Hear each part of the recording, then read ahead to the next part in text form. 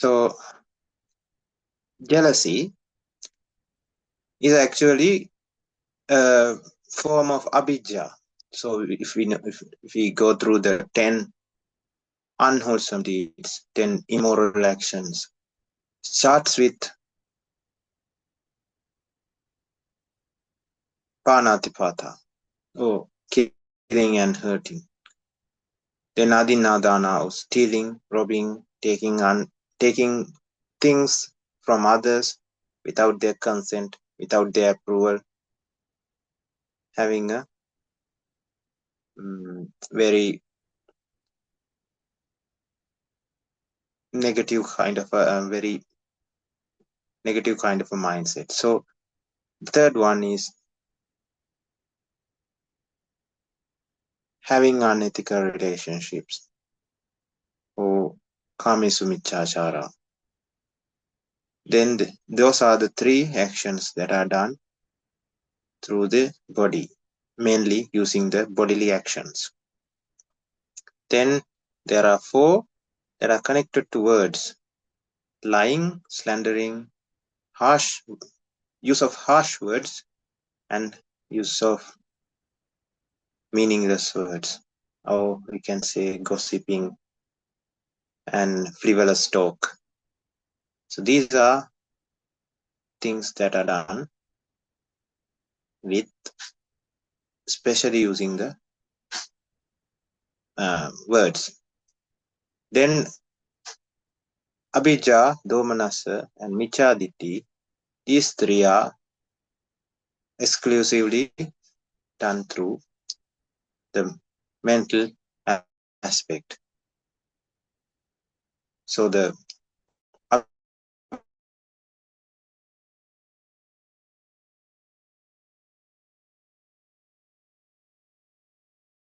abhijja is something like wants everything for him.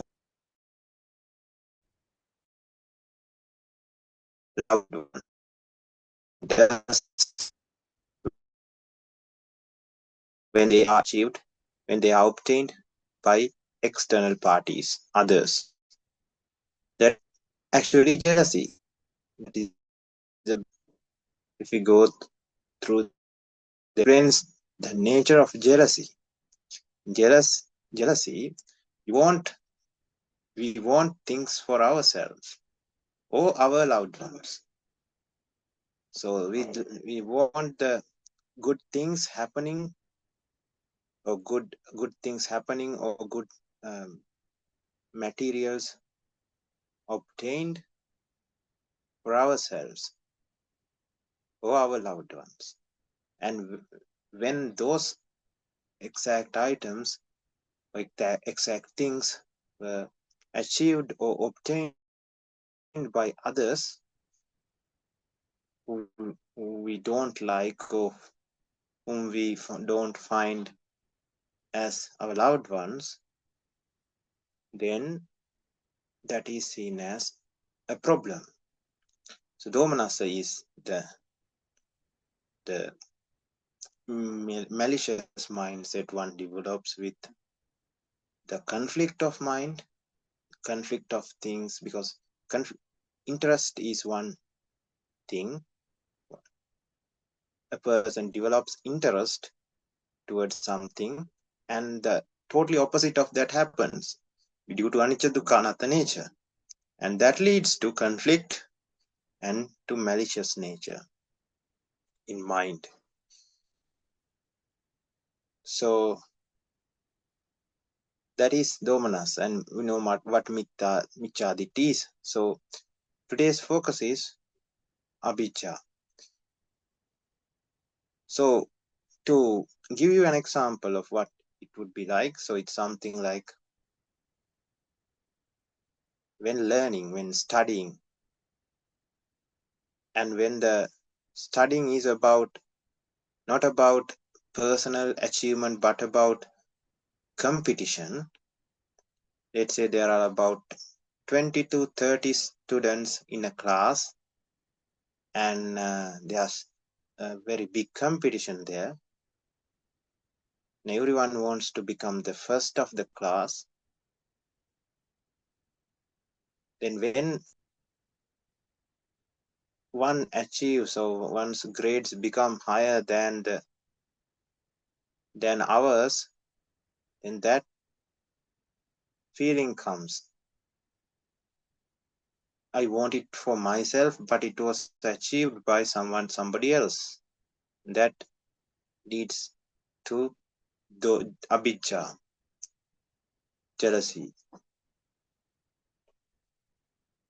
And the other time that it happens is, now we are a parent of a child, and our child is in this class, and the next door neighbor's child is also in the same class, and for some reason the next door neighbor's child gets higher grades than our child. Then again the same emotion comes, because it is the loved one who got lower grades.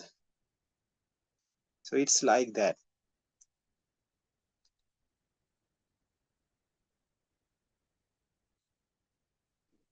So this is the emotion that we are talking about. The thing is, we don't have to separate these defilements, and we don't have to talk them separately. But there's this very easy holistic approach we can take, and that is why Buddha Dhamma is it's like an equation. If you know the equation, you can apply it anywhere and solve the problem. We don't have to know the problems separately one by one. That is why it is said sutta. What is the main sutta that we follow? Arya, we call it Four Noble Truths. That is the equation. That equation has 4 parts, and that equation solves dukkha. Dukkha is the problem, suffering is the problem, and the problem of suffering is solved in 4 stages, and that is universal for all the sufferings that we face. So we don't have to master each and every problem separately, but understand the mechanism so that we can apply it to the problem. So we'll go through the holistic approach, and then we'll focus on this specific problem. So when practicing Arya Dhamma, it is about to get rid of, it's all about getting rid of defilements. So 10 immoral actions, 10 unwholesome deeds are in fact defilements. So why do one tends to do these unwholesome things? Because of avijja. Now when one sees this world as valuable, when valuable things are still there for a person in this world, that person gets the urge to obtain these valuable things. He wants those valuable things for himself. He wants to obtain these things. So let's take this hypothetical scenario where there's a precious stone 100 meters away from us. It's a diamond kept on a podium. Now we can see that diamond from far away because it's because of its shiny nature. Now we can see it. And an Arihat would not find that bothersome. He won't need that because that value has become zero. But for a lay person who likes money, who likes precious things, who likes luxuries, would, of course, because of the avijja, would develop a strong urge to obtain that stone. But let's say it's not easy to cross that 100 meters to obtain that stone because there are barriers. There are others who are also trying to obtain that same exact stone. So let's say there are guards guarding this stone. There are guard dogs in front of that, guarding this stone. And this area is prohibited by the government to cross. There are various boundaries now. Let's say we know that we have to somehow get this. Now, what one would develop initially? Of course, it starts. All of it starts with manokamma. Then it would develop to vachikamma and then kayakamma. So what is the manokamma here? I should obtain it. I should obtain it for myself. I don't want any other person obtaining it. That is abhijja. That is not jealousy, but jealousy abhijja has a spectrum here. Jealousy is only one aspect of abhijja. So abhijja develops, wants it. Now, abhijja is not a good development. And this abhijja that means developing abhijja means that paticca samuppada, avijja paccaya sankhara, is running in the background. So if it is running in the background, the paticca samuppada is becoming powerful, more and more powerful. That means more and more vexation starts to develop when thinking about the stone. Then the person can't stay still. Now he has to act in order to get rid of this vexation. So he goes to that. He starts his journey. He starts the quest to obtain this stone. So in this process, he has now He's lying to the government. No, I am not going there. He's saying various unnecessary, unimportant things to deceive people. He's using harsh words when necessary. He slanders to get rid of other opponents who might get closer to that stone before him. So all the 10 immoral actions starts. And then when the guard dogs are protecting, when you see the guard dogs, when we see them, somehow try to hurt them or kill them by poisoning them, attacking them. Now all the 10 immoral actions are in action. So finally, even the guards who are guarding it becomes just another barrier for that person. He doesn't think that it is a human being. And it is a grave mistake, a big negative karma that the person is going to develop by hurting a human. killing a human. But when that greedy mindset, or when that avijja becomes so powerful, it just becomes another barrier. So depending on the vexation one develops, that person would decide what outcome. Oh, depending on the vexation, the outcome would be decided. If the vexation is very less, let's say we have a very small toothache.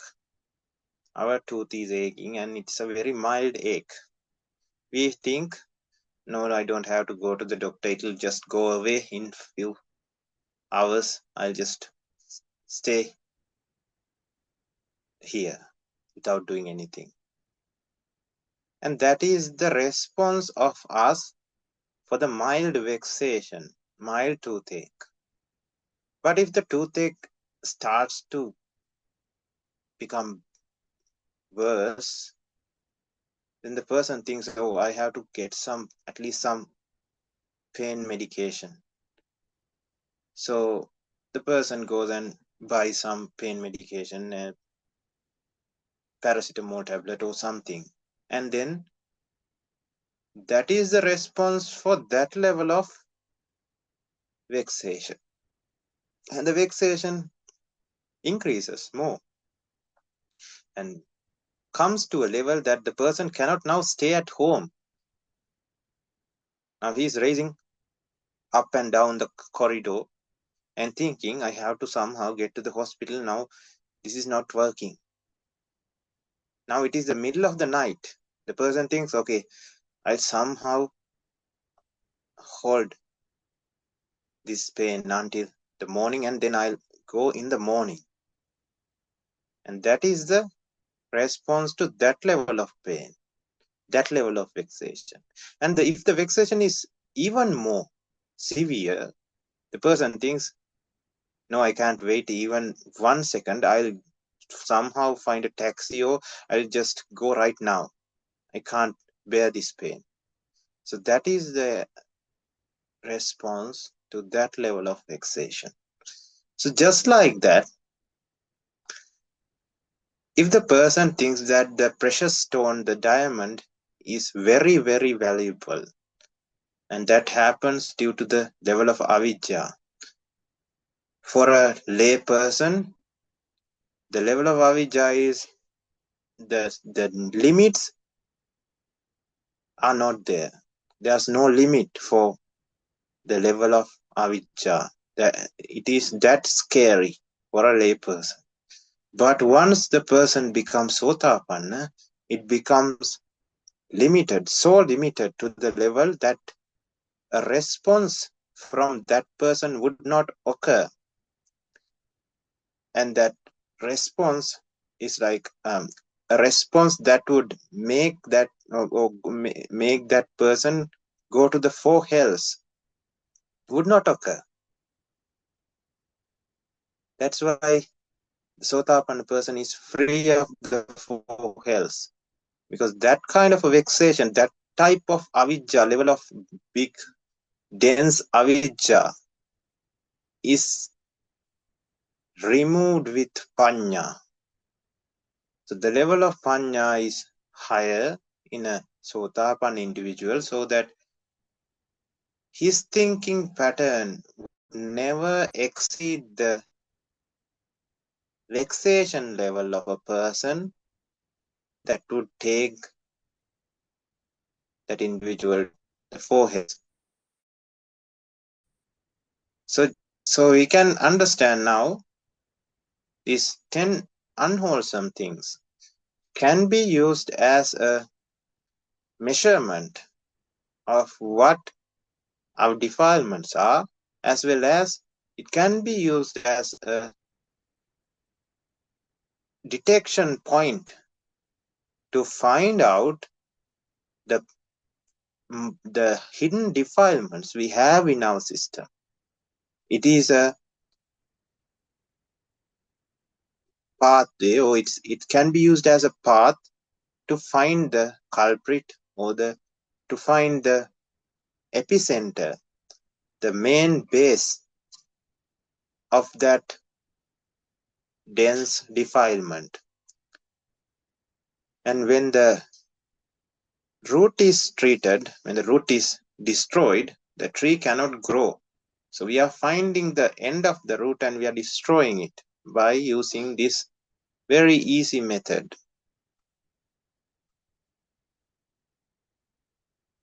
So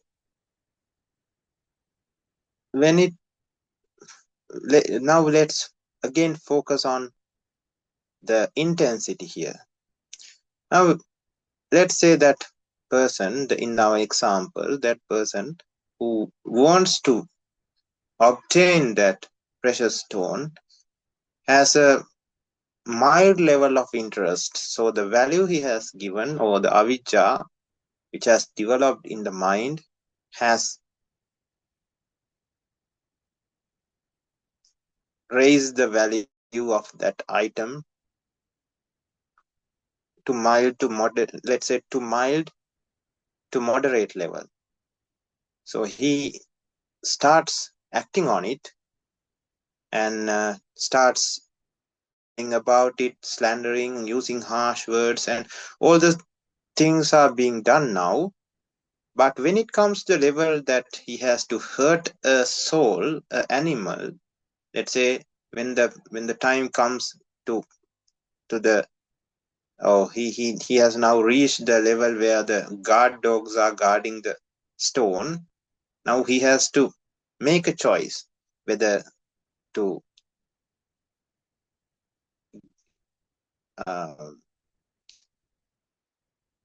drop his idea of obtaining the precious stone or to harm his animals. Now, if the person thinks, no, killing an animal, or hurting an animal is not worth the try, so I'll just drop my idea. So if that is the case, that person's avijja is lesser. But if the person is blind with karma, so it says the karma chanda. Ama means the peaceful nature, the nibbana. Ka means it has been destroyed or eaten. Kama cha means the mind. Anda means the blindness. So the mind has become so blind to the point that the person would do anything because his peace, the peaceful nature, nibbana, is not there anymore. It's a ball of vexation. It has become a huge chunk of vexation.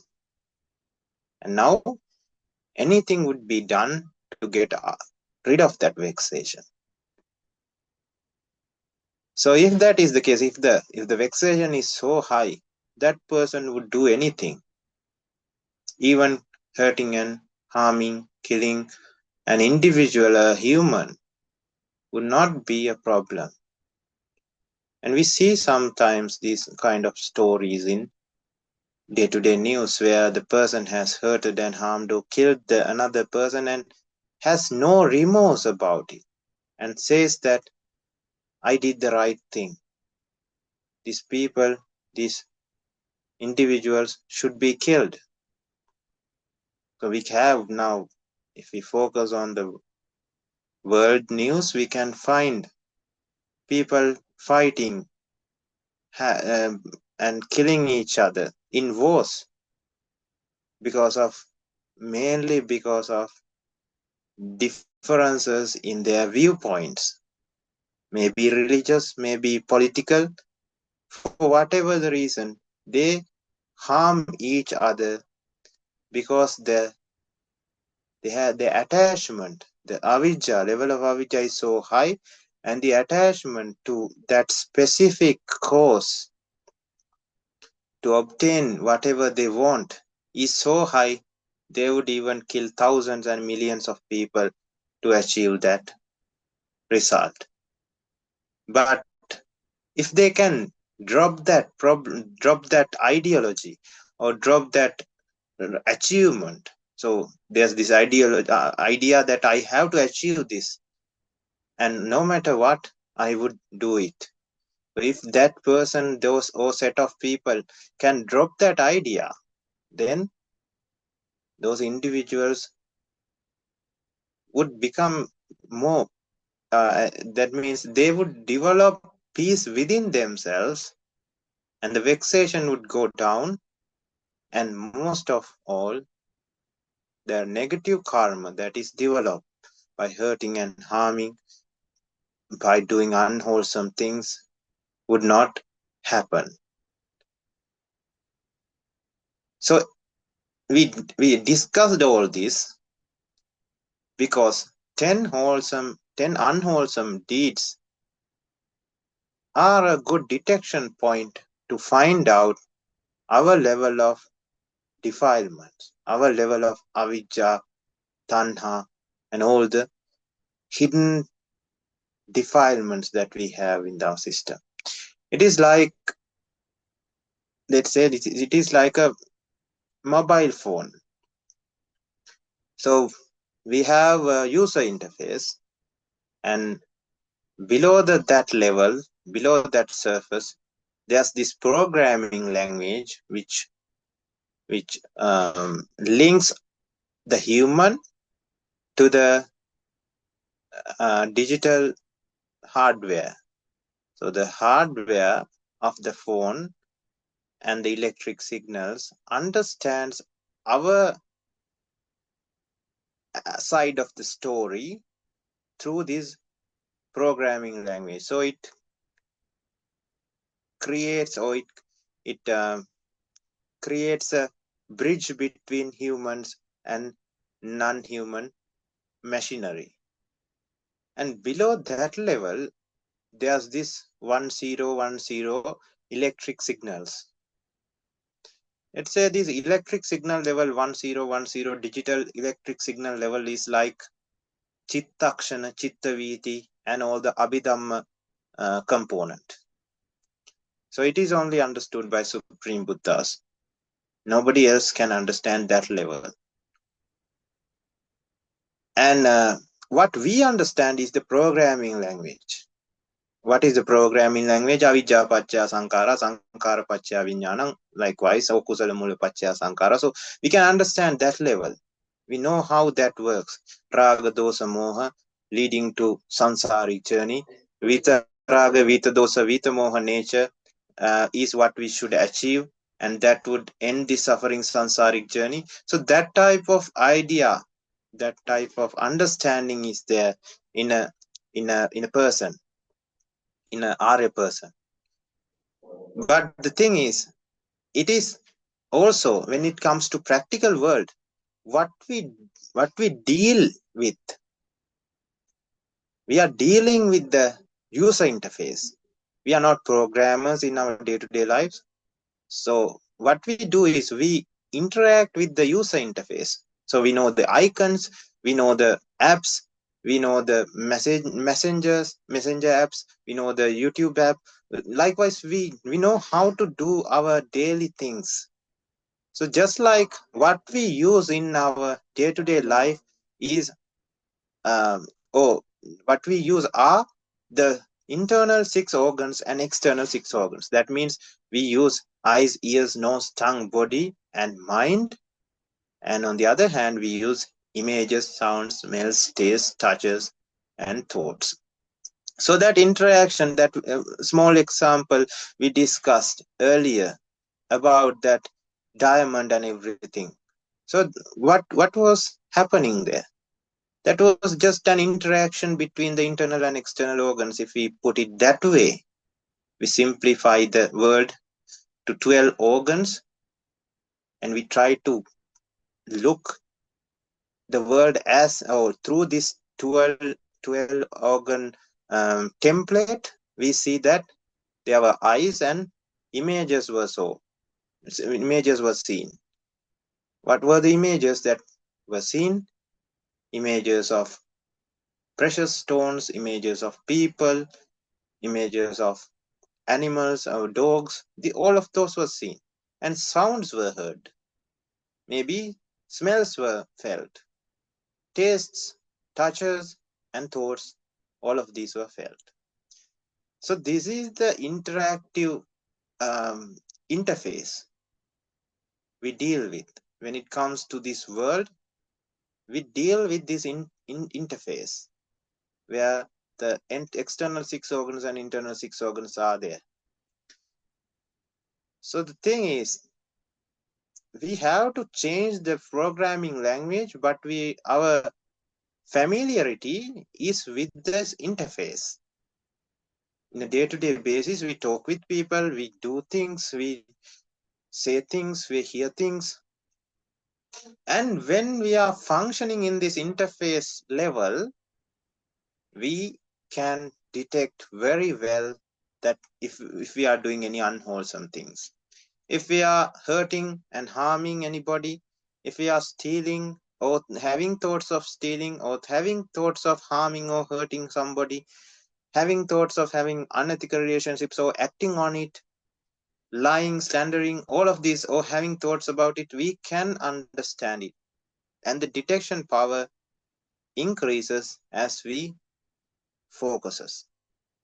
When the focus is more, or when we start to focus, when we start to practice our pathway, we would develop this sense where my calmness just changed to a vexatious level. What is the reason?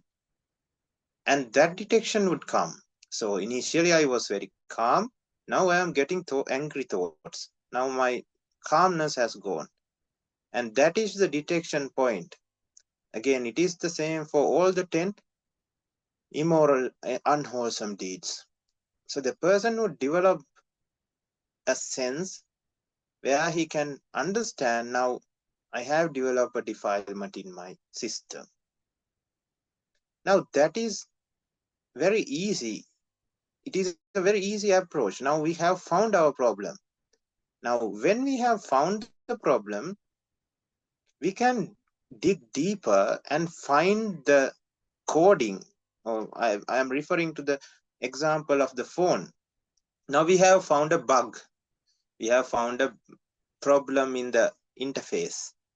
Now we know where the problem is. Now what we have to do is we have to go into the source code or the programming language, the coding pattern, and then we have to find the exact spot where the problem is, and then we can correct it, can change the program, or we can change the code so that the bug is fixed.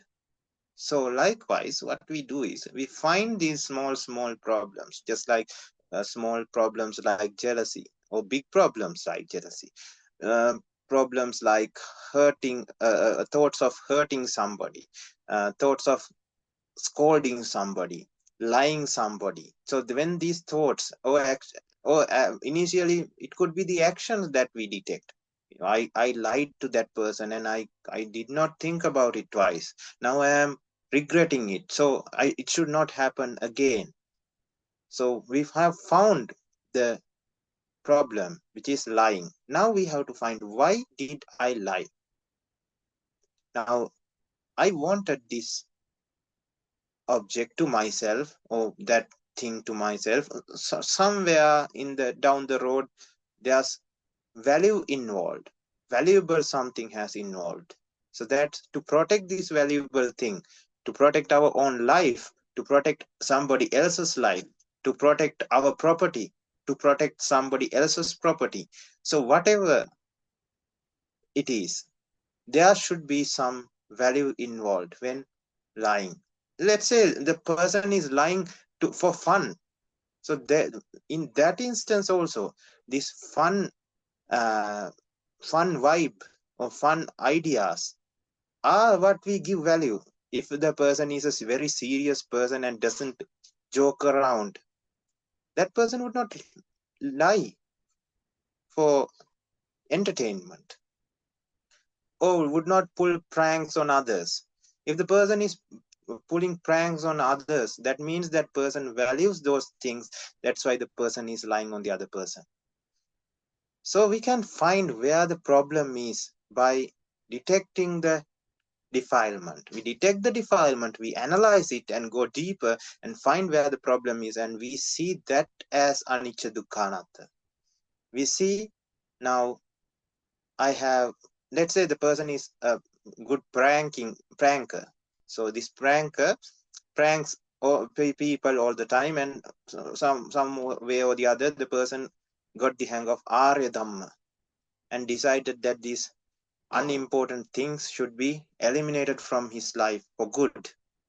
And then what happens? Because of the habitual nature, the person jokes around and makes fun of others and do pranks on others. Then after doing it, that person understands, now I have this very big defilement in me, that I feel that having fun in this anicca dukkha world, anicca dukkha anatta world, in this dreadful sansara, there's nothing funny in that sort. So the best thing that one can do is get out of this problem as soon as possible. But I am getting late because I am just doing something else, some ignorant thing. I am involved with some ignorant things. So finding that problem, and that the person's mind is hardwired to see these things as funny. So that's why the person is pulling pranks on others. So we only see the result. When it comes to the 10 unwholesome deeds, we see the results. But we have to go to the causes using the results, and we dig deeper and find the causes. And in this problem, the cause is actually this person has conditioned or trained his mind in a way to see these specific things as funny. Now use the Dhamma, the chemical, to get rid of these stains of defilements, and we put this chemical, or which is anicca dukkha anatta, and see whether actually there's anything funny about it, or is it something made up with avijja. So when we focus and see and we do vipassana on a daily basis, that funny nature, or seeing things as funny, seeing these specific things as funny, start to reduce. They start to settle. And when the problems are settling, the person does not feel like pranking now. No, I don't think it is necessary. I don't feel them as funny. So that automatically when the causes are gone, the result is gone. So the defilement is eliminated not by eliminating the action which is externally seen, but by eliminating the causes. Of course, we have to control. If the person is has killing thoughts or hurting thoughts of hurting somebody, then initially we have to somehow stop that thought process and somehow tame our mind. And then that is not the end of it. We have to find the cause, and we have to get rid of the cause for good, so that this problem would not occur out of the blue in a very serious situation. So when it arises without notice, out of the blue, in a very serious situation, we don't have any control and we tend to do stupid things. And what we should do is we should initially find the problem and, of course, try to control it, because it is a defilement and nothing good comes out of it. And then we should not stop there. We should find the bug and fix the bug. So when the bug is fixed, the interface runs smoothly, no vexatious outcomes. So that is This is the holistic approach. For jealousy also, we use the same technique. So in the example, there was a monk or a newly ordained person, and this newly ordained person is having thoughts of jealousy to his senior monks, and thinking that these monks are very above, or the standard of these monks are above me, and I find it very disturbing. Kind of this is what has been given in the question. So in that type of scenario, we should look back at ourselves and try to find, why am I thinking like that? Now I have found, now we don't, there's no the method is the methodology that we use when approaching this type of problem is focusing on oneself. We never focus on the external world, because there's no point. We are not going to change the external environment, because the external environment is not the problem. It is the internal environment, or it is our side of the equation which is the problem. So we focuses on our side, and we try to focus, why am I thinking like that? Why am I having these very disturbing thoughts? Now where has I given value?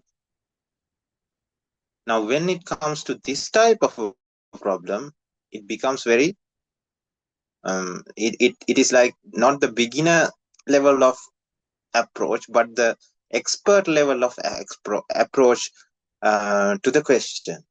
So we'll go with initially with a beginner level example, and then finally come to this example.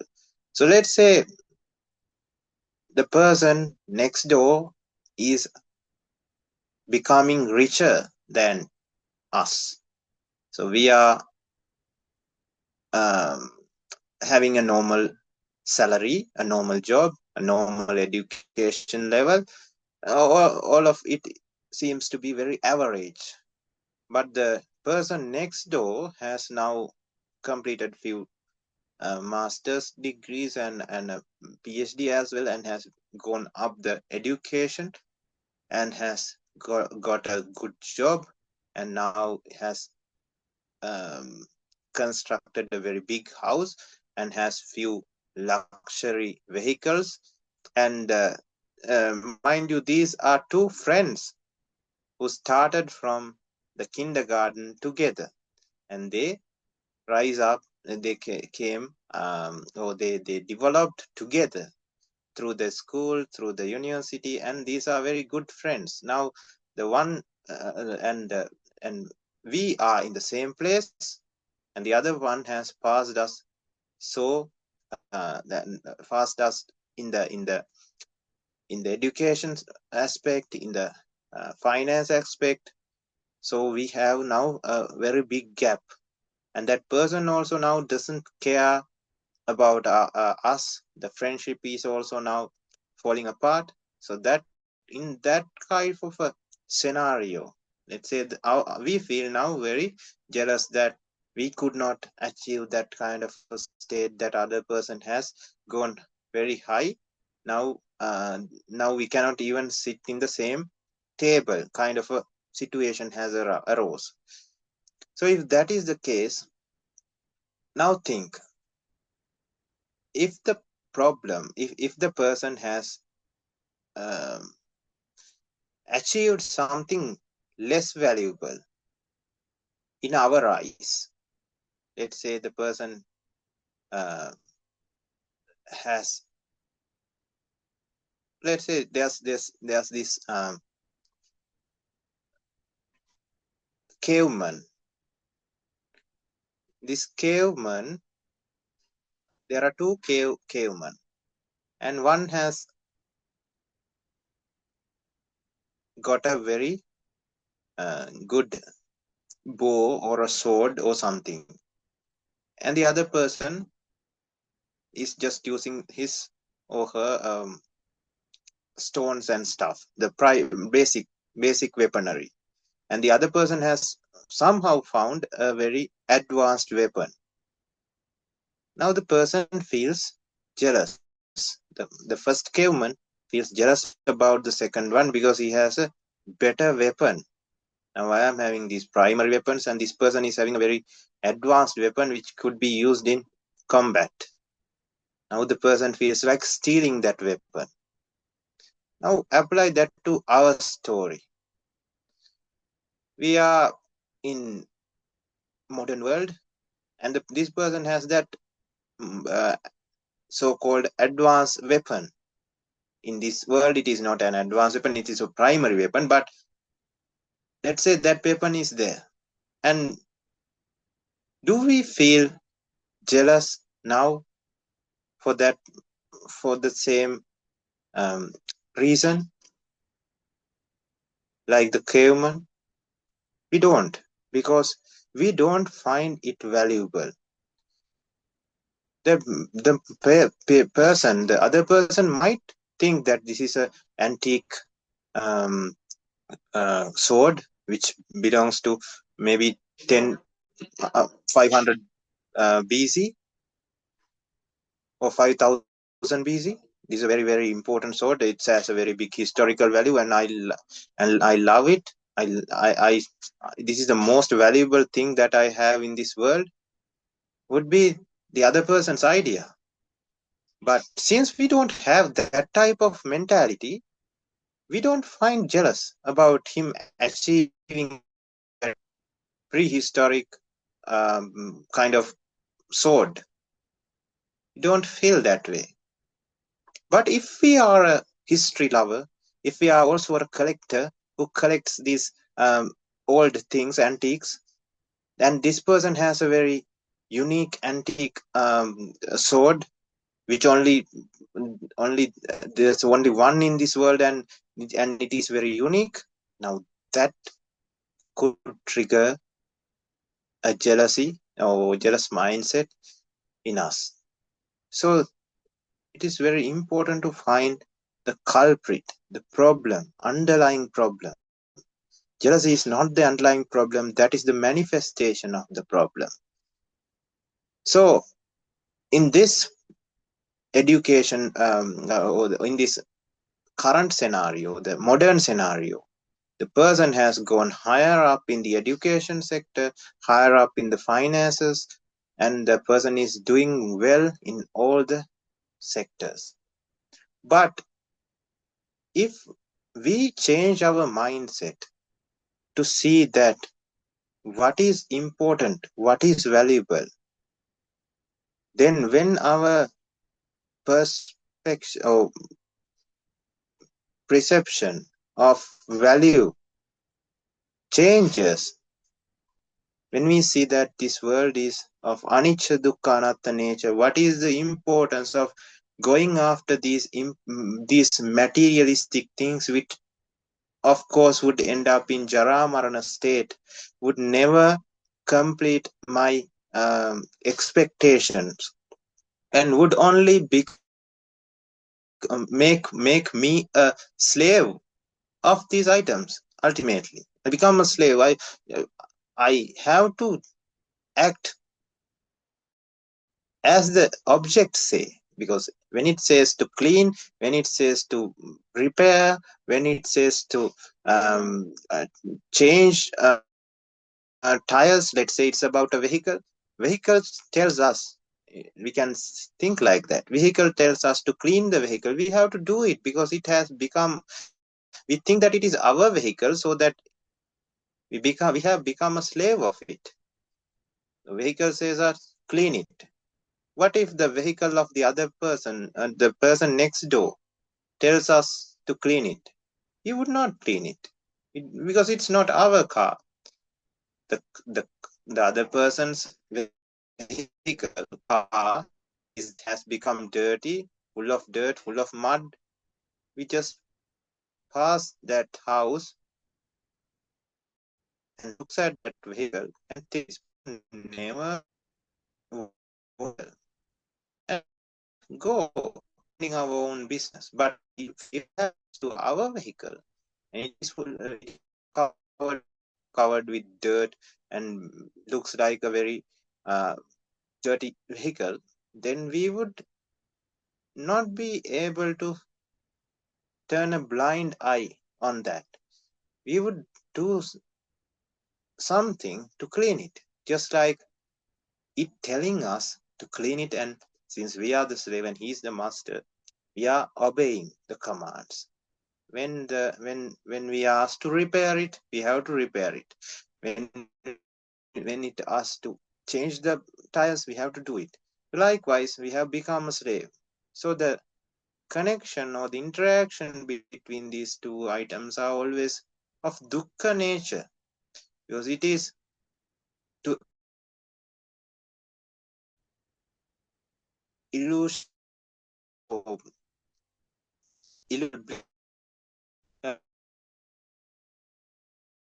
and suffering. So likewise, of course, I'm not going to address anicca dukkha anatta in this explanation, because if we try to do that, it becomes a big discussion. So we know what anicca. So we apply anicca dukkha anatta to that problem, because we have understood the Arya Dhamma. Somehow we are developing this jealous thoughts about our colleague who was with us from grade 1 onwards, and now he has become very successful and we jealous. So we actually think, actually, is there anything to be jealous of? Is there anything valuable in this world that he has achieved and I have not? No. There's nothing like that of that sort. It is the avijja playing tricks with our mind, making us more vexatious, and these negative mindsets, negative, unwholesome,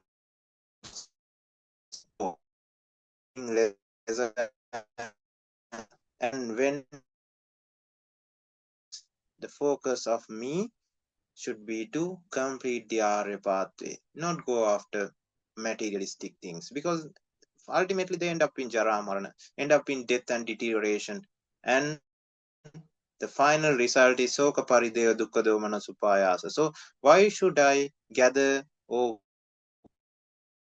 after mind set or this kind of thought pattern, so that I also would end up in soka parideva dukkha domana supaya? So I'll just drop this idea and try to focus on Atma and focus on Nibbana. So Nibbana is non-association. There's nothing to be jealous of when it comes to non-association. So Arihat or Arihat would never become jealous of somebody else, because there's nothing in this world. He has understood and completed that understanding where he is.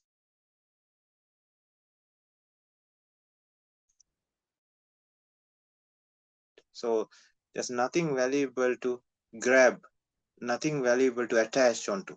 So then when that understanding is full, that person would not have anything to be jealous of. So again, this is not the jealousy, but even the mana. So the jealousy, the use of the word jealousy, strong word, and the defilement is also strong.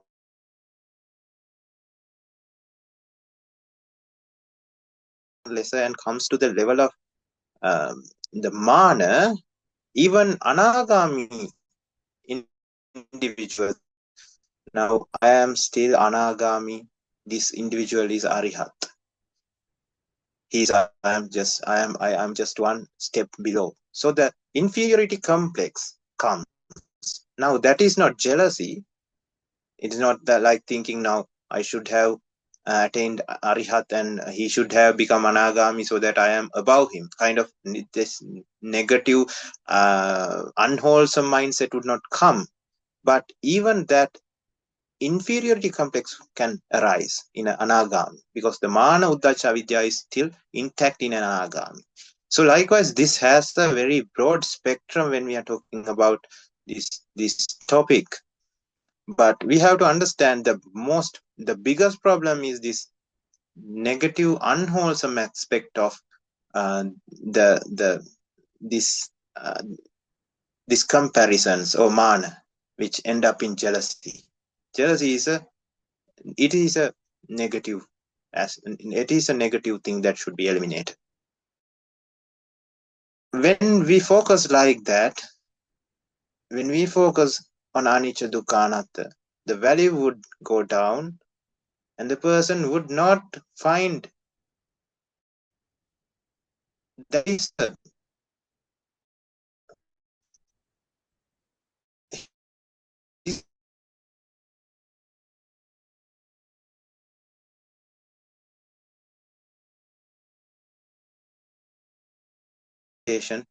would not occur. Just like treating the cause of a disease so that the disease is cured. The exact same thing happens here. So now we'll try to focus on the example given in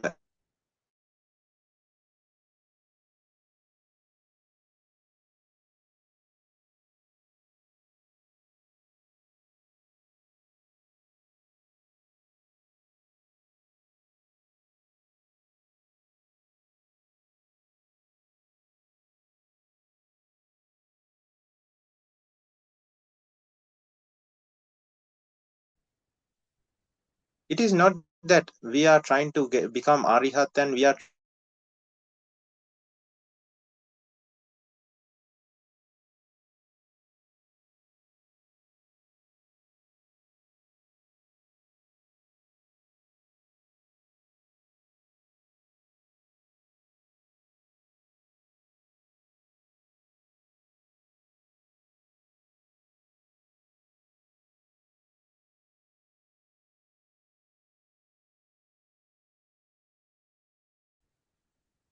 we have to now when we are focusing on Arya Dhamma, we want to and make it very clear that it is Nibbana. Nibbana is, if we are trying to maintain a personality who is attaining Nibbana, or if we are trying to maintain a personality who in the end also who has attained Nibbana, that means that if we are trying to maintain personality,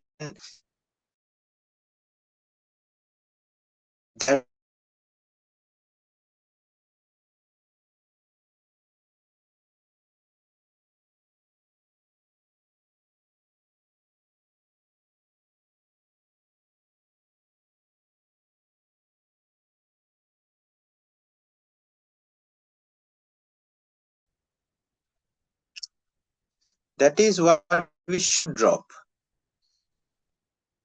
That is like an Arihat who is getting attached. So attachment should be go is etan sang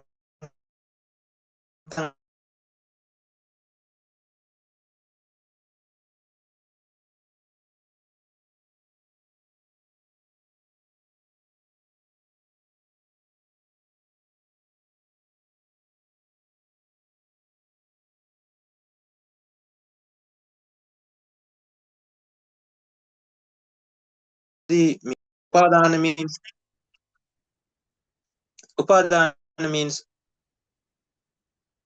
trying to or wanting it again and again, and the person's mind is like, this is valuable, I want to get associated with it again and again, with this rupa, with this saddha, whatever it is. I want to enjoy that expectation to get associated, or we can say to achieve that feeling, obtain that feeling is there. So that is also eliminated. Sabbu padipati nissaggo. Tanhakyo. Tanha is not applied. Virago. Nirodho. Nibbananti. So that is Nibbana, and that is by Supreme Buddha to focus on Nibbana and nothing else. Should not focus on labha, or labha means profitable nature when it comes to Arya Magga, praises from other people and thinking that we are higher than the other individuals. And these types of things actually should be eliminated. And when we detect that we think in that line, think in that pathway, we have to focus and identify that it's a defilement and find that cause and see that this is anicca dukkha anatta world. See, we are made of apo, tejo, vayo, patavi, akasa, 6 items. If we take those items individually, apo, there's nothing to get attached to. Tejo, same story. Vayo, patavi, all of those adds the same story. Akasa, same story. Vijnana is like a continuation of Paticca Again, no value, just a process happening, and that is also not a nice process. It's a process of dukkha, sankhara dukkha, and viparinama dukkha. So nothing to get attached to. And that type of 6 elements come together to show us a illusional show or illusional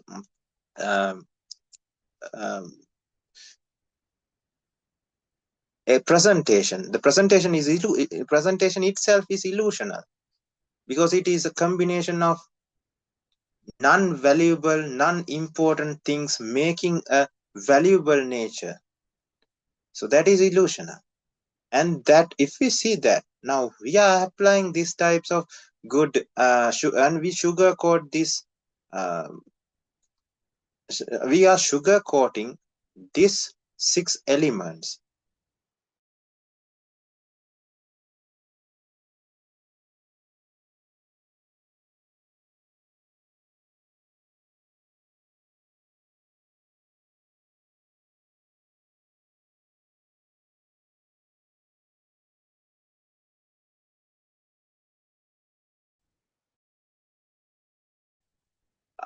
Higher above than me. We think now this person, if that person attains Nibbana, because all of us are in this mess, and if that person gets there early, he would help me more. So I should help the other person more, because if that person enters that Arihathood before me, then I would that would help me a lot. If I go there, if I achieve that state, I would do the same thing. So it is not a competition that happens when it comes to Arya Magga.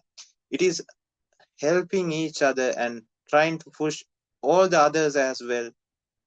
And that is what Samichi Patipanna nature is also. It is a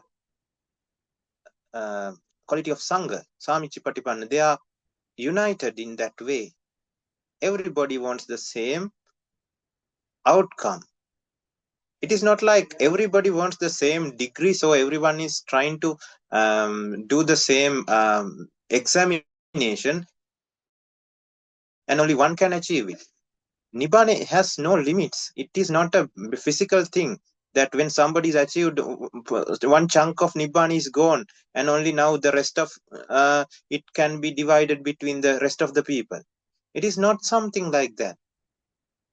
So when someone achieves it, it is like lighting a lamp with other lamps. The first lamp's light, when there's a flame, let's say there's an oil lamp, and we have lighted this oil lamp so that there's a flame. And using that flame, we are lighting 1,000 lamps. Even a single slightest bit of that first lamp's light does not reduce when we light 1,000 lamps. Just like that, Nibbana does not wear away. It is not physical. It is not something that exists even. So when somebody tries to achieve it, somebody has developed in their path, we feel, now I should help that person more and more, so that if that person is more nearer to Nibbana than me, what if I help him and he attains Nibbana earlier, and then I would get benefited so much, because we are lacking arihats here. If somebody is trying to achieve arihathood, then that is, and we should help, and we should see, we should genuinely be happy about it.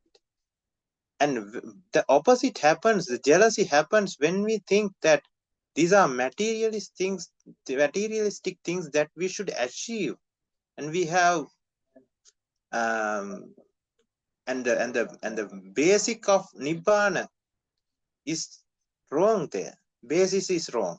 So we have to change the basis, and we have to think that Nibbana is not something that you can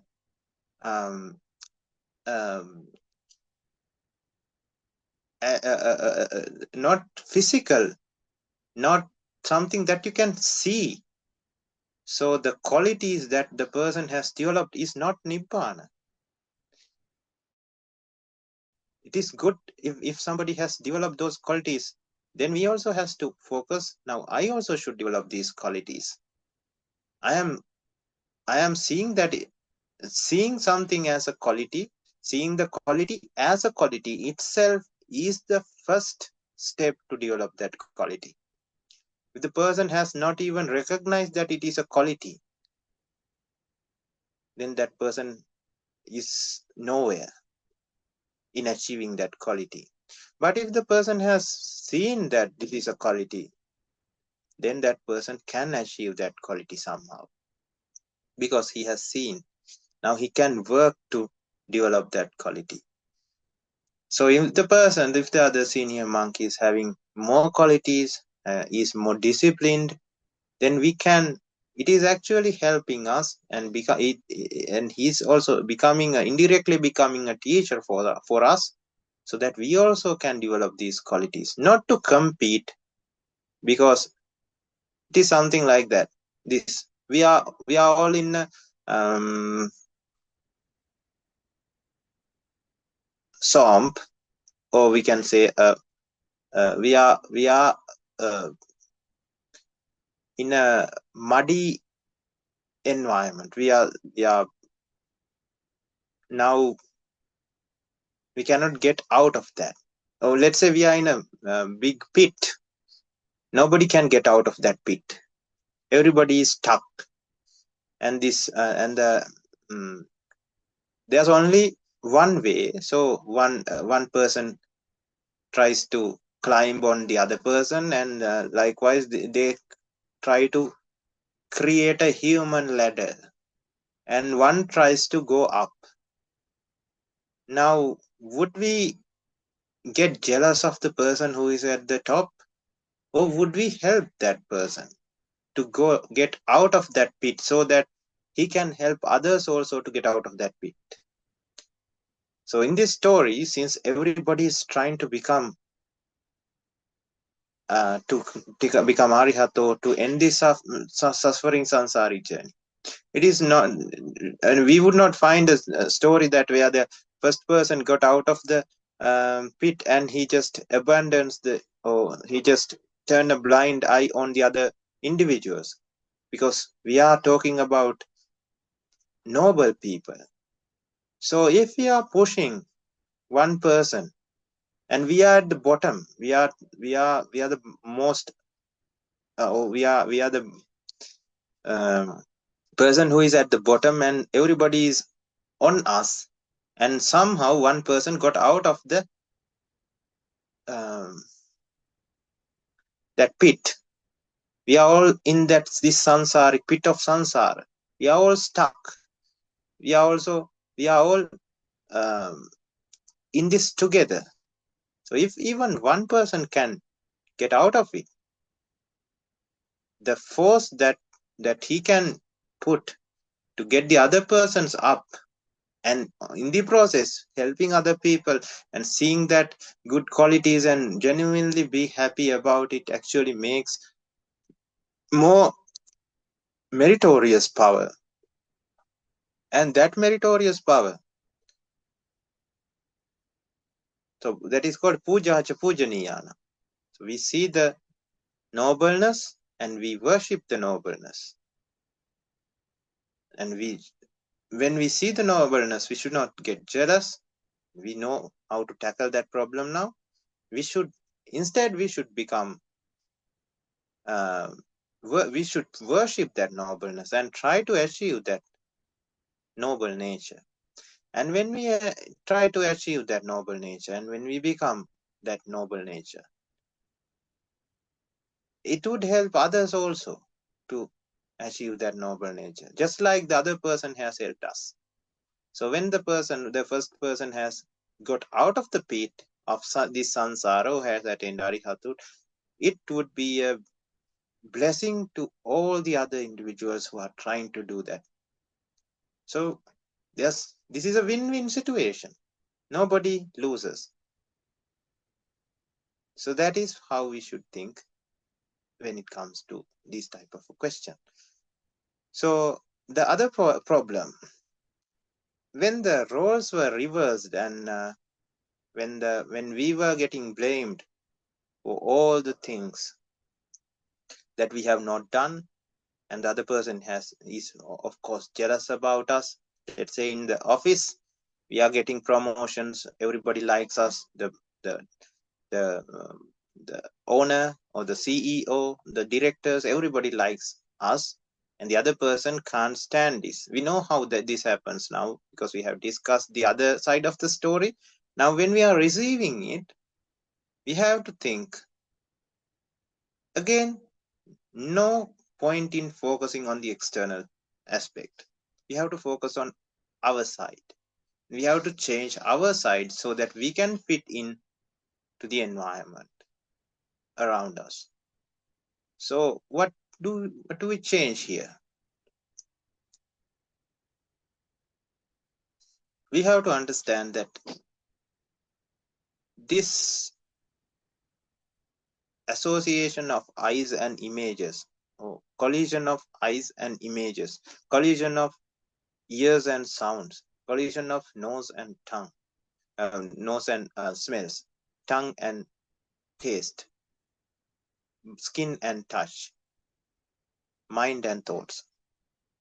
Basically, the collision of external organs and internal organs happens due to karmic energy. So if it is blissful, that means we have done blissful karma in the past, and as a result of that, we are experiencing a blissful type of rupa, vedana, rupa, saddha, gandha, rasa, pottabha, and dhamma. And if it is negative, that means we have done negative things. And of course, we have done both. Now, what we are experiencing is a result of a negative thing that we have done. So focus on that way. Now, this is how we develop metta and spread metta to other people. When we get blamed for nothing, when we are being bullied, when we are and when others are jealous of us and do various negative things towards us, then we have to know that it is just the one, we are only seeing one aspect of the story. There are two aspects to the story, or two sides to the story. We are only seeing the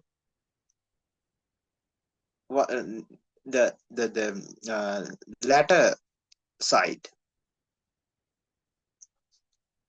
where we are getting blamed, we are getting hurted for no reason. So if we go to the other side, or the previous side, now this is the post era, and the other side is pre-era. The post era is we getting blamed, but the pre-era is we doing the same thing to another person, because of with avijja, of course. Why did we do it to another person? Because now we see a pattern. It is like a cycle, again like a sansaric cycle. So somebody has done it, and we come to a position where we have avijja, and we get this feeling of jealousy, and we do the same thing, and we develop that karma, we develop negative karma, and because of that negative karma, we also become a kind of a candidate to receive that back. When the samanantara, or the environment, is correct, when the environment is suitable for that kind of a karma to be received, then that karma starts acting, and it comes through that weak person, who is, of course, has the jealous trait, jealousy in his system, has avijja in his system, because an arihat would not be able to execute this plan. But a weak individual, the weak personality, becomes a, we can say, a prey, and he is the one who is paying the price for our negative actions in the past. So we have to face the consequences of our past actions, but the cost is paid by somebody else because of the avijja, because of the jealousy. He do the negative deed and say negative things, slanders. He talks behind our back, and that experience is felt by us. The negative experience, negative vedana is felt, but in that process of the negative process of experiencing negative vedana,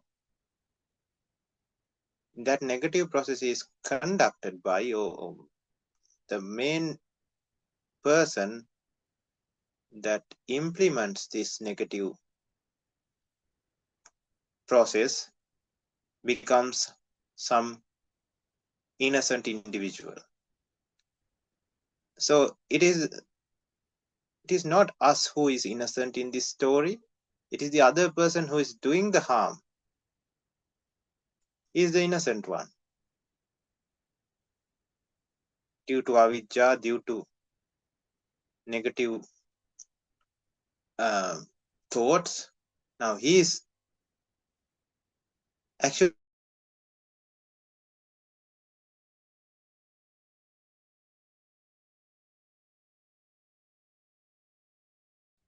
but the other person is developing negative karma while doing that. So actually, in a way, that other person is helping us to get rid of our negative karma, and in the process, he is harming himself. So when we see like that, we don't feel angry, we don't feel negative towards that other person. What we feel, metta. We feel metta for all the sentient beings, because we are not different. We are all in the same boat. So all of us have gone through these things, and since there's ignorance, since the people does not understand about the reality of this world, everybody is blindly acting in this suffering sansara in negative ways, developing bad karma, developing or digging their own grave, of course, towards the four hells. So then when we see that, it is like we are scolding. This is a very good comparison where we can say here. One is writing a letter scolding somebody. With our own handwriting, we write it and we post it. But it never goes to the intended person, but comes back to us because they could not find the correct address. It comes back. And we don't remember that we have posted this letter scolding somebody. So we get the letter, we open it and we read it, and somebody has scolded us so much. And what do? We start hitting the postman because he's the one who brought this letter. We start assaulting the postman. Just like that, we have posted it. We have created. We have done the negative deed and developed this bad karma. And just like the postman brings it to us, it comes through somebody. It comes from the nature. It's like some tree falls on our head. That is karma coming through the nature. No person involved. But that one person feels like killing us and tries to implement that action. Now that is it coming through a person. So either nature creates the environment for our negative or the nature creates the environment for us to face these consequences, or a human or an animal or whatever the living being can get involved and they become the victim. Actually, it's like we hitting the postman. If we are trying to get angry about that person, there's no point in getting angry about that person. What we can do is, since Buddha Sasana is a wise approach, we should try to find a way. Now what is done has been done. We cannot change it. So the consequences are there. We have to face the consequences of what we have done, but we can use some methods to alter the environment so that the consequences don't find the consequences, the environment for the consequences to come won't be suitable. So what we do is we change the environment, just like spreading metta. When metta is spread, that person now we have done bad karma. It can come to us, and through this weak person. But since we are spreading metta, we are changing the environment. So the samanantara is changed. When the samanantara is changed, the ananantara cannot act, or the karma cannot act here. Samanantara is like the environment. If the correct environment is created, only that karma can come. But metta mindset is pure. We are seeing this reality and we are spreading metta to all of them. So of course it's our karma, but it cannot come now because we have, our mind is strong, our environment is strong. We are spreading metta, and it is a meritorious environment where this cannot come. Now if the karma is so intense, if the negative karma is so powerful, even even metta would not be able to cut off it completely, but at least the strength of it, the vipaka, the consequence, would reduce. So this is how we should approach when we are receiving it. So the other thing is, when we have done negative things, the final question, when we have done negative things and we feel remorse, or we feel like I should seek for forgiveness for my wrongdoing. So now I see that it is a wrong thing, so I should ask for forgiveness. So in Buddha Sasana, the forgiveness is, now we cannot get, it is not that a person can apply it and sign that now you are not, your consequences are, I have forgiven your karma, or I have forgiven your action, so you would not face any consequences. No person can do it. Let's say now this, anantarika akusala, which is killing your mother, father, or somebody, or an arihat, hurting a supreme Buddha, and doing the division of sangha.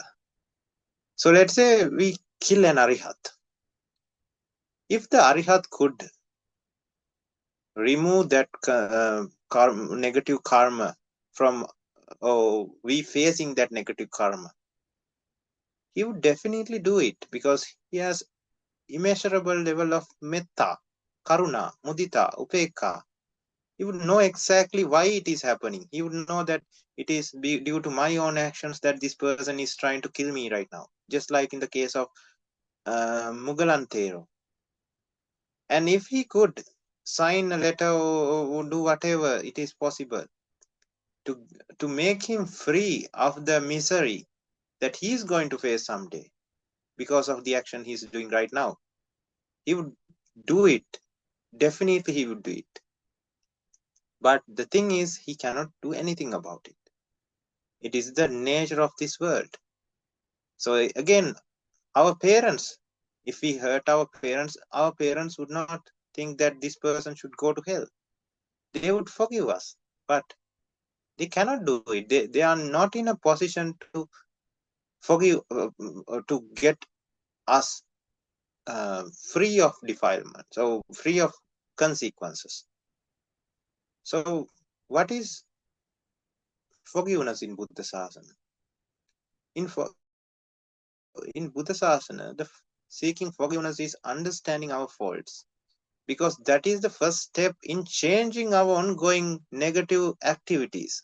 Because if this continues, let's say we were being jealous of the other person and we did various negative things for so long, and one day we understand this Dhamma and decided, now I have been doing these wrong things for this long, now I did not realize it until now I am realizing, and now that is the point we are starting to develop. So that is the point. The person has seen the fault as fault, and he can now promise himself that I am changing. I am not doing this again. Now that is the best that person can do. Because if that went on for, let's say, a few more years, that is like developing many karma on the way. But changing it right now is the best thing that the person can do. Of course, there's this there's this seeking forgiveness from the person. Even if that person forgives us or not, again, it doesn't change the outcome. But seeking forgiveness, asking for forgiveness from the person is good. Because if that person has a grudge on us, that can be a problem. Because even if we become clean from our end one day, if the other person is having a grudge on us, that person can come after us life after life. Just like in the case of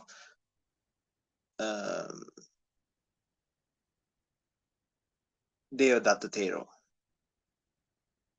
Supreme Buddha, or the Mahabodhisattva, became clean and he became Supreme Buddha. But still, since the grudge was there towards the Mahabodhisattva, even after becoming Supreme Buddha, there were negative karma coming towards him, because this weak link was there. and because he did not forgive on the way, he could not forgive. He developed this and continued to have this revengeful mindset. So that is just like that. If we can seek forgiveness, that is a higher quality. But of course, we have to understand whom we are seeking forgiveness. Let's say if it is a very noble individual, of course we can go and seek forgiveness and say, so I seek forgiveness for my wrongdoings. I have done these types of things for you, towards you, and I seek forgiveness. And he would, if it is a noble person, he or she would definitely say, no, I have already forgiven. I have never uh, kept a grudge on these things. I know how these things happen. I know how the world works. No, so there's nothing from my end. Don't worry. Would be the answer. But if it is a person who has no idea about Arya Dhamma and who is a very um, angry person, then we have to be aware of the situation and maybe should decide on whether that I should tell this person that I have done. Okay, I know it is wrong and I change, but should I tell him? Because telling him might make the things worse. Let's say in this question, it is said that the person can come with a broken arm or something. Now that is not good for the other person. Out of metta, we should not tell now, because if the person gets angry and hits us and do more karma, then that is not good for that person. So we think, now I have done some wrong things, but the position is I should not tell him, because it is not because of I don't I find it how can I say it, not because that I am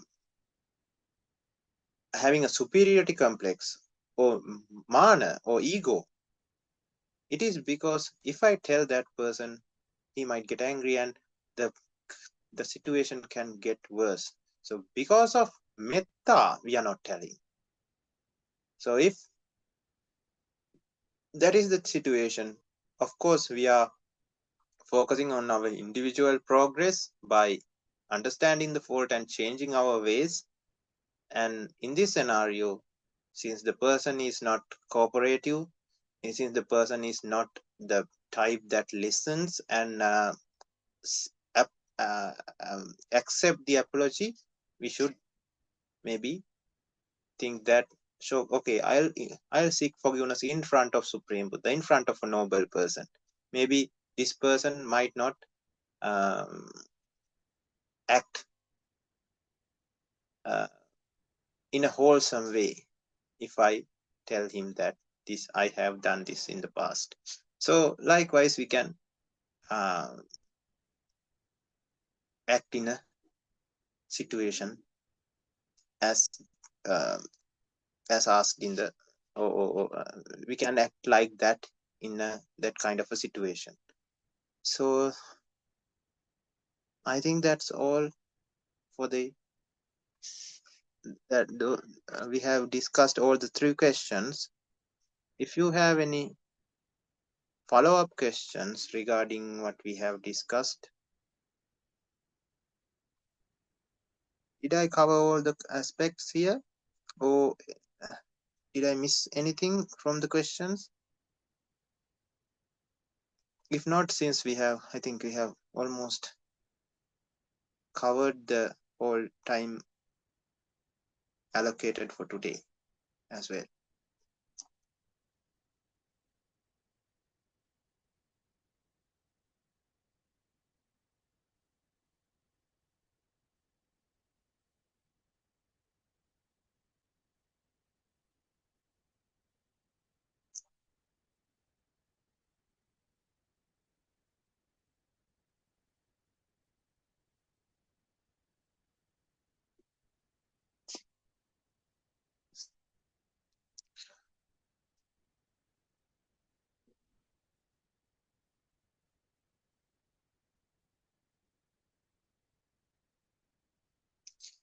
So if nobody is having any questions, I think Mr. Tushani can wind up the session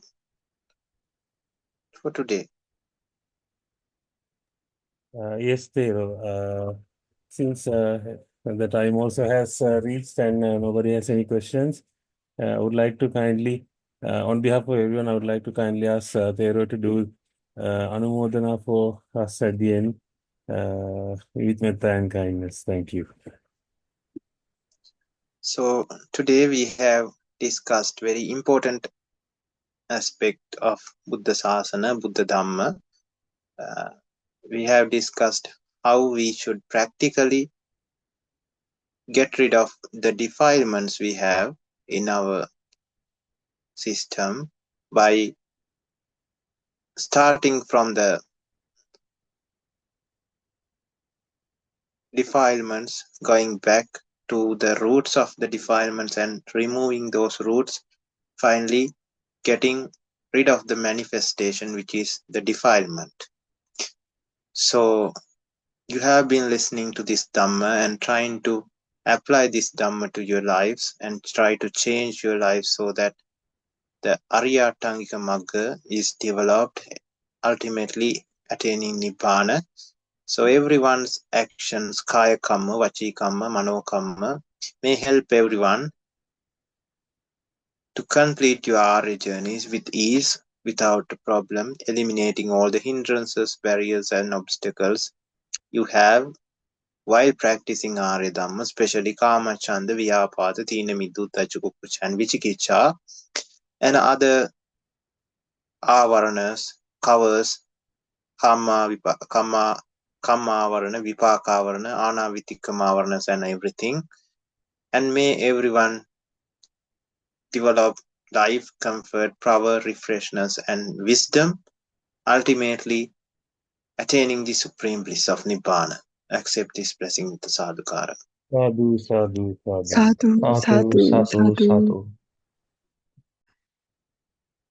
Now we are going to transfer the meritorious power to all the sentient beings, especially the ones who have helped us throughout this sansaric journey, especially our deceased relations in this life and previous lives, and the ones who helped us, especially the ones who, especially the parents.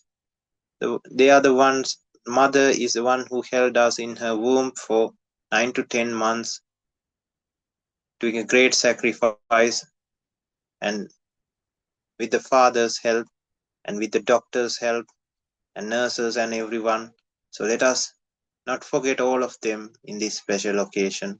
And after being born to this world, parents and other close individuals helped us to survive in this world, in the cold, when we are hungry.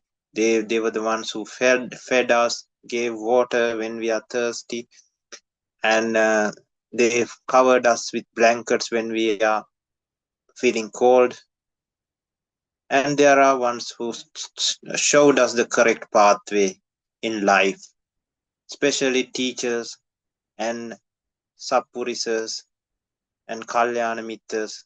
Everybody showed us correct pathways when we are lost in this sansaric journey, as well as lost in the general life. And the ones who are working and coexist with us in our workplaces, leaders and office members and other staff members, colleagues, and also the ones who have been associating with us very closely during the sansari journey, spouses, children, parents, neighbors, relations, everybody, and the ones who has constructed our houses, vehicles, workplaces, and infrastructure. We can only function with ease and comfort because of their help and because of their dedication. So let us remind all the ones who have helped us and also the ones who were hurted and harmed by us. Due to avijja, due to greedy nature, due to malicious nature, we have done various unwholesome things towards sentient beings. By that we try to hang on to our valuable things. But we did not know the reality back then. Now we know, we understand what is anicca dukkha anatta nature. So we know that the world is of essenceless nature and there's nothing to fight for by harming and hurting everybody. So we have understood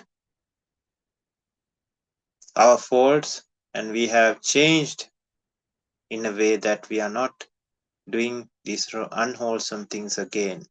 With that